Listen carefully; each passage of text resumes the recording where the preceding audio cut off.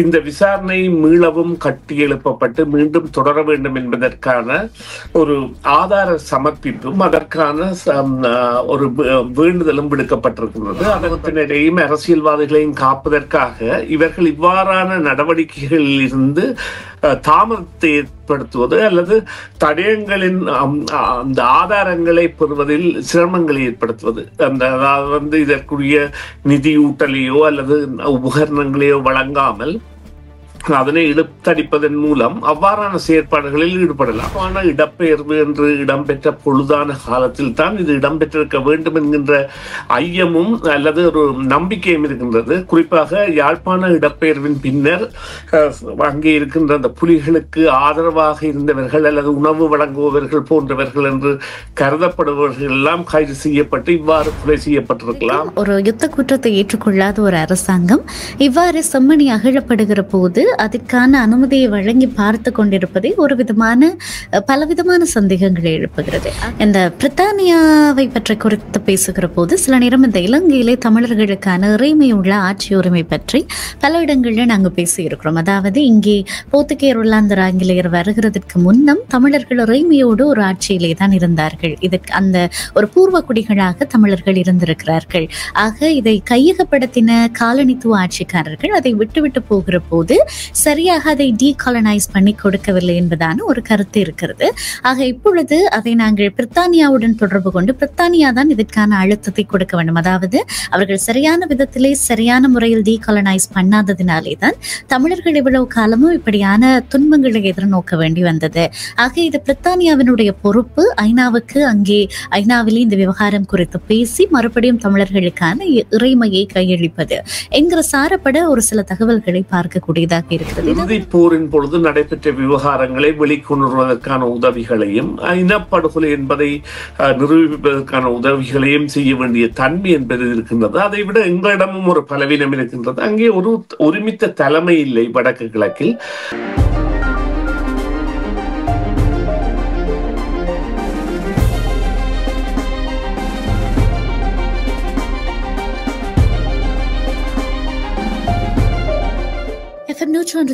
அலைவரிசையில் சேமார் தமிழ் FM கேட்டுக்கொண்டிருக்கிறீர்கள். நேரம் 10:32 இருக்கிறது. இது நாங்கள் சமூக அரசியல் மட்டங்களிலே நிகழும் மிக முக்கியமான விடயங்களை பேசுவதற்கும் அது குறித்து ஆழமாக உரையாடுவதற்குமான நேரமாக இருக்கிறது. அண்மை காலமாகவே நாங்கள் தொடர்ந்து பேசி வருவது இந்த செம்மணி குறித்த உரையாடல் தான். அது ஒரு மிக முக்கியமாக நிகழ்த்தப்பட வேண்டிய ஒரு உரையாடல். அது குறித்து ஒரு எழுச்சி சமூக வலைத்தளங்களில் இருக்கிற நேரம் மாத்திரமல்லாமல் தொடர்ந்து தமிழ் மக்கள், தமிழ் சமூகம், புலம்பெயர் தமிழ் சமூகம் யாராக இருந்தாலும் நாங்கள் தொடர்ச்சியாக இது குறித்து பேச வேண்டிய தேவை இருக்கிறது. அந்த வகையில் ஒவ்வொரு நாளும் இதனுடைய ஒவ்வொரு தகவல்கள் வெளியாகிய வண்ணமே இருக்கிறது. அந்த வகையில் இன்றைய தினம் அதனுடைய 2ஆம் கட்ட அகழ்வாய்வுகளின் பின்னர் அவைகள் நிறுத்தி வைக்கப்பட்டிருக்கிற இந்த நேரத்தில் அதனுடைய அறிக்கைகள் சமர்ப்பிக்கப்பட்டிருக்கிறது. இதுவரைக்கும் கண்டுபிடிக்கப்பட்ட விடயங்கள் தொடர்பான அறிக்கை நீதிமன்றத்திலே நீதிபதி ஆனந்தராஜாவினுடைய முன்னிலையிலே சமர்ப்பிக்கப்பட்டு அதிலே இந்த மருத்துவ பரிசோதகர் பிரணவன் மற்றும் ஏற்கனவே இதனுடைய அகழ்வாராய்ச்சிகளில் ஈடுபட்டிருந்த துறைசார் விற்பனர்கள் அது குறித்த தகவல்களை, அறிக்கைகளை சமர்ப்பித்திருக்கிறார்கள். அந்த அறிக்கையின்படி ஏற்கனவே கண்டுபிடிக்கப்பட்டிருந்த இந்த சிறுவனினுடைய அல்லது சிறுமியினுடைய புத்தக பை என்று சொல்லப்படுகிற விட தடயமாக இருக்கட்டும், அந்த பொம்மையாக இருக்கட்டும், அங்கே கண்டுபிடிக்கப்பட்ட எலும்புக்கூடுகளினுடைய அடிப்படையிலே இதுவரைக்கும் கண்டுபிடிக்கப்பட்டிருக்கிற விடயங்களை வைத்துக்கொண்டு அது ஒரு குற்றம் நிகழ்ந்திருக்கக்கூடிய இடம் என்றும் சாதாரணமாக புதைக்கப்பட்டு எரிக்கப்பட்டதற்கான அடையாளங்கள் போல அவை தென்படவில்லை என்பதனாலே அது ஒரு குற்றம் நடந்த இடம் என்று உறுதி செய்யப்பட்டு அத்தோடு கூட அங்கே கண்டுபிடிக்கப்பட்ட அந்த சிறுமியினுடைய எலும்புக்கூடு ஒரு 4 தொடக்கம் 5 வயதையொத்த சிறுமியினுடைய எலும்புக்கூடாக இருக்கலாம் அப்படி என்று சந்தேகம் வெளியிடப்பட்டிருக்கிறது. இது குறித்து இன்னும் அதிகமாக நாங்கள் பேச வேண்டிய தேவை இருக்கிறது. சுரேஷ் தர்மாவை இணைத்துக் கொள்ளலாம். ஏற்கனவே சொன்னதன்படி நீதிபதி ஆனந்தராஜா முன்னிலையிலே சமர்ப்பிக்கப்பட்டிருக்கிற எல்லாவற்றும் இன்றைக்கு மன்றுக்கு எடுத்துக் கொள்ளப்பட்ட இந்த வழக்கின்படி சொல்லப்பட்டிருக்கிற விடயங்கள் என்னென்ன? ஆமாம், வணக்கம் பிரியா, வணக்கம் நேயர்களே.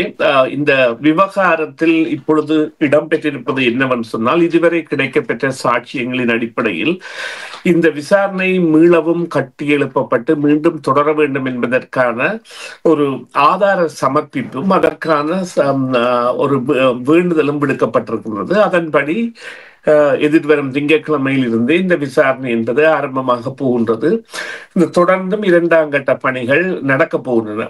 இங்கே குறிப்பிடப்பட வேண்டிய விடயம் என்னவென்று சொன்னால், இந்த சிங்கள இந்த பிரதான பேராசிரியராக இருக்கிறார் ராஜ, எனக்கு அவருடைய பேர் ஞாபகம் பெறவில்லை, அவர் மற்றும் இந்த நீங்கள் குறிப்பிட்ட வைத்திய அதிகாரி மற்றும் சட்டத்தரணி போன்றோரின் முயற்சிகளால் இது நிச்சயமாக ஒரு சாதாரணமாக புதைக்கப்படுகின்ற இடங்களில் இருப்பது போன்றல்ல. இங்கே இருக்கின்ற உடைகள் மற்றும் விடயங்களை பார்க்கும் பொழுது இவை குற்றங்கள் இடம்பெற்றதற்கான தடயங்களாக இருக்கின்றன என்ற விவாதத்தை நீதிபதி ஏற்றுக்கொண்டிருக்கின்றார். இதன் அடிப்படையில் இந்த விசாரணை மீண்டும் ஆரம்பமாக போகின்றது அகழ்வாராய்ச்சி. இந்த அகழ்வாராய்ச்சி நடக்கின்ற அந்த அகழ்வாராய்ச்சி என்பதை விட மனித அதாவது எண்புக்கூறுகளை தேடி கண்டுபிடிக்கின்ற பணி என்றுதான் கூற வேண்டும். அது நடைபெறுகின்ற பொழுது எவ்வாறான தாக்கங்களை இதன் மூலம் கொண்டு வரலாம் அல்லது எவ்வாறான நிலத்தை இந்த தேவைக்காக பயன்படுத்தலாம் போன்ற பல இத்தியாதிகளும் கணக்கில் எடுக்கப்படுகின்ற போதும் இந்த விசாரணையை விரிவுபடுத்துவதற்கான நவீன தொழில்நுட்பங்களை நாங்கள் நாட வேண்டிய தேவையொன்றை இது எழுப்பியிருக்கின்றது. இதில் நிச்சயமாக கனேடிய தமிழர்கள் பங்களிக்கலாம். எவ்வாறு சொன்னால், தங்களுடைய பாராளுமன்ற உறுப்பினர்களுக்கும் கனேடிய தூதுவருக்கும் இந்த நிபுணத்துவம் சார்ந்த அறிவியலை அவர்களுக்கு கொடுக்குமாறும் மற்றும் நவீனத்துவ கருவிகளை கொடுக்குமாறும் ஒரு பணிப்புரையை வழங்கி அத்துடன் அந்த விசாரணையில் தாங்களாக இணைவதன் மூலம் ஒரு சர்வதேச மயப்படுத்தக்கூடிய சந்தர்ப்பம் இருக்கின்றது. ஏனென்றால் கனடாவிற்கு இதில் நிச்சயமான அனுபவம் இருக்கின்றது. அவர்கள் கடந்த ஒரு 4-5 வருடங்களாக இந்த கத்தோலிக்க பாடசாலைகள், அதாவது ஆரம்ப காலங்களில் இருந்த செவ்விந்தியர்களுக்கான அல்லது பூர்வீக குடிகளுக்கான அந்த கத்தோலிக்க பாடசாலைகளில் இடம்பெற்ற படுகொலைகள் சம்பந்தமான விவகாரங்களை ஆராய்ந்த அவர்களுடைய இந்த கிரவுன் பெனிட்ரேட்டிங் ரேடர் என்கின்ற கருவிகளும் பல கருவிகள், அதே போன்று நிபுணத்துவம், அந்த அடையாளம் காணப்படுவதை உண்மையில் எண்புக்கூடுகளாக இருக்குமா அல்லது நிலத்தில் இருக்கின்ற அசைவுகளால் அந்த அடையாளங்கள் காணப்படுகின்றன போன்றவற்றை கண்டறிகின்ற திறனும் இருக்கின்றது. எனவே அதனை வழங்குகின்ற ஒரு செயற்பாட்டை கனேடிய தமிழர்கள் ஊக்குவிக்கலாம். நிச்சயமாக. அதே நேரத்தில் இன்னொரு பக்கம் இன்றைய நாளில் வெளியாக இருக்கிற செய்தி என்ன நினைக்கிறேன், கிழக்கிலையும் இந்த மனித புதைகுழிகள் இருந்ததற்கான அடையாளங்கள் அது பற்றி பேச்சு எழுந்திருக்கிறது, அது பற்றி அடையாளங்கள் கண்டுபிடிக்கப்பட்டிருக்கிறது. அதே நேரம் பிரதீப் எக்னலிகோட ஊடகவியலாளர் பிரதீப் எக்னலிகோட கடத்தி புதைக்கப்பட்டது, கொலை செய்யப்பட்ட தொடர்பான விவகாரமும் இப்பொழுது மெதுவாக மேலெழுகிறதை பார்க்கக்கூடியதாக இருக்கிறது. இது எப்படி நகரும் என்று நினைக்கிறீர்கள்? இல்லை, இப்பொழுது ஒரு விடயம் வெளிவந்தபடியால் பல விடயங்கள் வெளிவருகின்றன. அந்த ஊடகவியலாளர் பிரதீப் அவர்களுடைய கொலை தொடர்பாக தற்பொழுது நியூசிலாந்தில் தஞ்சமடைந்து அங்கு நியூசிலாந்து பிரஜையாக வந்துள்ள ஒரு கடற்படை வீரர் தான் அதை கண்ணால் கண்டதான சாட்சியையும் அது புதைக்கப்பட்ட இடங்கள் தொடர்பான விவகாரங்களையும் தெரிவித்திருக்கின்றார். இது போன்று கிழக்கிழங்கை மாத்திரமல்ல, வடக்கு கிழக்கில் பல பகுதிகளிலும் இவ்வாறு இருக்கின்றது. அதே போல தெற்கிலும் கூட இருக்கின்றது. தெற்கில் உள்ளது நிச்சயமாக தற்பொழுது ஆட்சியில் உள்ள ஜேவிபி கட்சியினர் சார்ந்ததாக இருக்கின்றபடியால் அவர்கள் அதற்கு முக்கியத்துவம் கொடுத்து அந்த செயற்பாடுகளை கூட எடுத்துச் சென்றார்கள். எனவே இது ஒரு பரந்துபட்ட ரீதியில் நடைபெறக்கூடியதாக இருந்தாலும் இங்கே இவர்களுக்கு காக்கும் பணி இருக்கின்றது. அதாவது இராணுவத்தினரையும் அரசியல்வாதிகளையும் காப்பதற்காக இவர்கள் இவ்வாறான நடவடிக்கைகளில் இருந்து தாமதத்தை ஏற்படுத்துவது அல்லது தடயங்களின் அந்த ஆதாரங்களை பெறுவதில் சிரமங்களை ஏற்படுத்துவது, அதாவது இதற்குரிய நிதியூட்டலையோ அல்லது உபகரணங்களையோ வழங்காமல் அதனை இழுத்தடிப்பதன் மூலம் அவ்வாறான செயற்பாடுகளில் ஈடுபடலாம். இந்த காலம் எப்பொழுது நடைபெற்றது என்ற நிகழ்வு இங்கே முக்கியமானதாக இருக்கின்றது. குறிப்பாக இந்த யாழ்ப்பாண இடப்பெயர்வு என்று இடம்பெற்ற பொழுதான காலத்தில் தான் இது இடம்பெற்றிருக்க வேண்டும் என்கின்ற ஐயமும் அல்லது ஒரு நம்பிக்கையும் இருக்கின்றது. குறிப்பாக யாழ்ப்பாண இடப்பெயர்வின் பின்னர் அங்கே இருக்கின்ற அந்த புலிகளுக்கு ஆதரவாக இருந்தவர்கள் அல்லது உணவு வழங்குபவர்கள் போன்றவர்கள் என்று கருதப்படுபவர்கள் எல்லாம் கைது செய்ய செய்யப்பட்டு இவ்வாறு கொலை செய்யப்பட்டிருக்கலாம், அல்லது இந்த குற்றவியல் சம்பவங்களின் பொழுது அவர்கள் இவ்வாறு செய்யப்பட்டிருக்கலாம். பாலியல் வதைகளோ அல்லது ஒருவரை கொன்றதை மற்றவர் காண்கின்ற பொழுதோ அவ்வாறான கருத்தியல்கள் எல்லாம் இருக்கின்றன. அவை நிச்சயமாக தற்போதைய அரசிற்கும் ஒரு கடினத்தை கொடுப்பதான ஒரு நிகழ்வாக இருக்கும். எனவே அவர்கள் அதனை எவ்வாறு இந்த நேர்மை தன்மையுடன் அணுகுவார்கள் என்பது தெரியாது இருக்கின்றது. அது ஒரு சவாலான விடயமாகத்தான் நாங்கள் பார்க்க வேண்டும். இருந்த பொழுதிலும் வடக்கு கிழக்கு மாத்திரமல்ல, தெற்கிலும் கூட இவ்வாறான நடவடிக்கைகள் ஏற்படுவதற்கான பலத்த சாத்தியக்கூறுகள் இருக்கின்றன. நிச்சயமாக. ஆக இது ஒரு கண் துடைப்பாக மாறிவிடாமல், இல்லாவிட்டால் இது இதுவரைக்கும் ஒரு யுத்த குற்றத்தை ஏற்றுக்கொள்ளாத ஒரு அரசாங்கம் இவ்வாறு செம்மணி அகழப்படுகிற போது அதற்கான அனுமதியை வழங்கி பார்த்து கொண்டிருப்பதே ஒரு விதமான பலவிதமான சந்தேகங்களை எழுப்புகிறது. ஆக இப்படி இது தொடர்ச்சியாக முன்னெடுக்கப்படுகிற போது நிச்சயமாக இதிலே ஒரு வெளிநாட்டு கவனம், ஒரு சர்வதேசத்தினுடைய கவனம் என்பது இன்றியமையாதது. இது நடுநிலையாக இந்த அகழ்வு நடைபெறுவதற்கு. ஆக இதுல எந்த அளவுக்கு வெளிநாடுகளினுடைய சர்வதேசத்தினுடைய தலையீடும் ஈடுபாடும் கரசனையும் இருக்கிறது என்று நினைக்கிறீர்கள்? பிரித்தானியா இந்த விவகாரத்தில் ஏற்கனவே இலங்கையுடன் தொடர்பு கொண்டு தாங்கள் நிபுணர்களை தருவதாகவும் உதவி எதுவும் செய்வதாகவும் தெரிவித்ததாக பிரித்தானியாவின் வெளியுறவு செயலாளர் டேவிட் லாமி தெரிவித்திருக்கின்றார். லாமி கனடா நிச்சயமாக இதில் ஈடுபட வேண்டியதன் தேவை என்னவென்று சொன்னால், உலகிலேயே ஈழத்திற்கு அப்பால் ஈழத்தமிழர்கள் புலம்பெயர்ந்து அதிகமாக வாழ்கின்ற நாடு கனடா. எனவே கனடாவில் இவ்வாறான கனடாவின் ஒரு அதாவது நிபுணத்துவத்தையும் இயந்திர உதவிகளையும் அந்த அகழ்விற்கு வழங்குவதற்கான அனுபவம், அதாவது அவர்களுடைய அனுபவ ஆற்றலை பயன்படுத்துவதற்கான தேவையை பரிசீலிப்பதற்கான முயற்சியை கனேடிய தமிழர்கள் மிகவும் வெற்றியாக செய்யலாம். அதை அவர்கள் எவ்வாறு செய்யலாம் என்று சொன்னால், நாங்கள் குறிப்பிட்டது போல தங்களது பாராளுமன்ற உறுப்பினர்களுக்கு கடிதங்களை அனுப்பியும் அல்லது பாராளுமன்ற உறுப்பினர்களுடன் தொடர்புள்ளவர்கள் தொலைபேசி மூலமாக அவர்களுடன் கதைத்து இதற்கான அழுத்தத்தை கொடுக்கும் பொழுது, அவ்வாறான செயற்பாடுகள் என்பன ஈடுபடுகின்ற பொழுது இந்த விசாரணையின் தன்மையில் மாற்றம் ஏற்படும். ஒரு உள்ளூர் விசாரணை என்பது அந்த அரை சர்வதேச விசாரணையாகவோ அல்லது மறைக்க முடியாத தன்மையை அடைவதாகவோ மாற்றம் பெறும். அது ஒரு வெற்றியாக அமையும். எனவே பிரித்தானியாவின் பாதையில் கனடாவும் செல்ல வேண்டிய தேவை இருக்கின்றது. அதை விட கனடாவில் தமிழர்கள் அதிகமாக இருக்கின்றபடியால் கனடாவிற்குத்தான் முதன்மையான பங்கு இருக்கின்றது. அதனை தமிழர்கள் தான் செய்ய வேண்டும். நிச்சயமாக நீங்கள் பிரித்தானியா என்று குறிப்பிடுகிற போதுதான் இதோடு சேர்த்து இன்னொரு விடயத்தையும் உங்களிடத்தில் கேட்க வேண்டும் என்று தோன்றியது. இந்த பிரித்தானியாவை பற்றி குறித்து பேசுகிற போது சில நேரம் இந்த இலங்கையிலே தமிழர்களுக்கான இறைமையுள்ள ஆட்சி உரிமை பற்றி பல இடங்களில் நாங்கள் பேசியிருக்கிறோம். அதாவது இங்கே போர்த்துகேயர், ஒல்லாந்தர், ஆங்கிலேயர் வருகிறதுக்கு முன்னம் தமிழர்கள் இறைமையோடு ஒரு ஆட்சியிலே தான் இருந்தார்கள். இதற்கு அந்த ஒரு பூர்வ குடிகளாக தமிழர்கள் இருந்திருக்கிறார்கள். ஆக இதை கையகப்படுத்தின காலனித்துவ ஆட்சிக்காரர்கள் அதை விட்டுவிட்டு போகிற போது சரியாக அதை டீகாலனைஸ் பண்ணி கொடுக்கவில்லை என்பதான ஒரு கருத்து இருக்கிறது. ஆக இப்பொழுது அதை நாங்கள் பிரித்தானியாவுடன் தொடர்பு கொண்டு பிரித்தானியா தான் இதற்கான அழுத்தத்தை கொடுக்க வேண்டும். அதாவது அவர்கள் சரியான விதத்திலே சரியான முறையில் டீகாலனைஸ் பண்ணாததினாலே தான் தமிழர்கள் இவ்வளவு காலமும் இப்படியான துன்பங்களை எதிர்நோக்க வேண்டி வந்தது.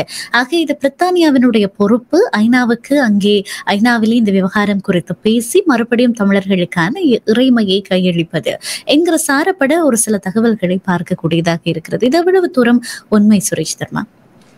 இதில் அதாவது இவ்வாறு பார்க்கலாம். அதாவது 3 தரப்புப்பட்ட ஆட்சி மையங்களை கொண்ட ஒரு நாடாக இலங்கை என்பது 3 பிரிவுகளாக பிரிக்கப்பட்டு ஆட்சி செய்ததும் தமிழர்கள் அதில் பெரும்பான்மையான பகுதிகள் ஆட்சி செய்து வந்ததும் வரலாறு உண்மை, அது தவிர்க்க முடியாது. ஆனால் இந்த பிற நாடுகளின் படியெடுப்பு என்பது இடம்பெற்ற பொழுது ஏற்பட்ட நிகழ்வுகளின் மாறுதல்கள் என்பன பல மாறுதல்களை அங்கே கொண்டு வந்தன. குறிப்பாக கல்வி சேவையில் இருந்து கால்வாய்கள், வடிகால்கள் போன்ற பல இத்தியாதிகளும் வந்து சேர்ந்ததுக்கு கூட அதுதான் காரணமாக இருந்தது. அல்லது நீங்கள் பாடசாலைகளை கூட எடுத்து பார்த்தால் அவ்வாறான நிகழ்வுகளில் எல்லாம் மாற்றங்கள் இடம்பெற்ற பொழுதிலும் இறுதியாக இந்த பிரித்தானியா என்பது செல்கின்ற பொழுது அதை பிரித்தாளுகின்ற ஒரு தன்மையை தான் கையாண்டிருந்தது. குறிப்பாக தமிழர்களுக்கும் சிங்களவர்களுக்குமான அந்த சம பங்கை பிரித்தாள்வதையோ அல்லது பிரித்து கொடுப்பதையோ அவர்கள் அந்த விருப்பில் கொள்ளவில்லை, அல்லது தமிழர்களுடைய தரப்பு ஆட்சியை தமிழர்களிடம் கையளிப்பதையோ அவர்கள் விருப்பில் கொள்ளவில்லை. குறிப்பாக இந்த சேர்புன் ராமநாதன் போன்றவர்கள் எல்லாம் இதில் அந்த மலங்கடிக்கப்பட்ட சக்திகளாக மாற்றப்பட்டிருந்தார்கள். இவ்வாறு கூட நாங்கள் பார்க்கலாம். நீங்கள் இலங்கையை பார்ப்பதை விட இந்தியாவை பார்த்தீர்களானால் இந்தியா ஒரு துணைக்கண்டமாக இருந்தது. இன்று பாகிஸ்தான், பங்களாதேஷ், இப்பொழுது இந்தியா, இந்த மூன்றும் ஒரே இந்தியாவாக இருந்த நாடுகள்.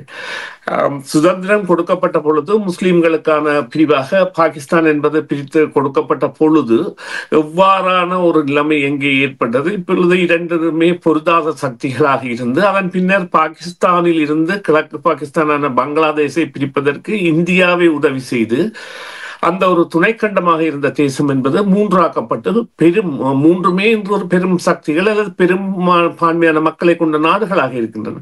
அவ்வாறான நிலைமைகளுக்கான காரணமாக இந்த பிரித்தானியா வெளியேறுகின்ற பொழுது செய்த விவகாரங்கள் இருந்தாலும், மவுண்டன் பேட்டன் பிரபு, சோல்பெரி ஆணைக்குழு போன்ற பல விடயங்கள் இதில் அந்த வகிபாகம் வைக்கக்கூடியவை இருந்த பொழுதிலும் அவர்களால் இப்பொழுது எதனை செய்ய இருக்குமாக இருந்தால் நிச்சயமாக இந்த இறுதிப் போரின் பொழுது நடைபெற்ற விவகாரங்களை வெளிக்கொணர்வதற்கான உதவிகளையும், இனப்படுகொலை என்பதை நிரூபிப்பதற்கான உதவிகளையும் செய்ய வேண்டிய தன்மை என்பது இருக்கின்றது. அதை விட எங்களிடமும் ஒரு பலவீனம் இருக்கின்றது. அங்கே ஒரு ஒருமித்த தலைமை இல்லை வடக்கு கிழக்கில்.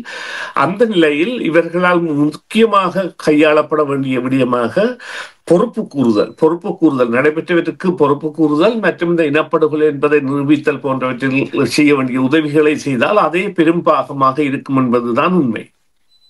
நிச்சயமாக மிக்க நன்றி சுரேஷ் தர்மா. போதுமான அளவுக்கு இந்த தலைப்பிலே நாங்கள் நிறைய விடயங்களை இது சார்ந்து பேசிவிட்டோம். தொடர்ந்து அடுத்தடுத்த அறிக்கைகள் சமர்ப்பிக்கப்படுகிற போது இன்னும் அதிகமாக பேசலாம். மிக்க நன்றி இந்த உரையாடலில் இணைந்தமைக்காக. நன்றி பிரியா, நன்றி நேயர்களே. மீண்டும் ஒரு பொழுதில் சந்திப்போம். நன்றி. டிவிஐ யூடியூப் சேனலில் இணைந்திருக்கும் நேயர்கள் அனைவருக்கும் எமது நன்றி. எமது காணொளி தொகுப்புகளை தொடர்ந்து நீங்கள் பார்வையிடுவதற்கு கீழிருக்கின்ற பெல் பட்டனை அழுத்துவதனூடாக நோட்டிபிகேஷனில் பல காணொளி தொகுப்புகள் உடனுக்குடன் உங்களை வந்து சேரும். அருகில் இருக்கின்ற முக்கிய காணொளி தொகுப்புகளையும் பார்வையிட தவறாதீர்கள்.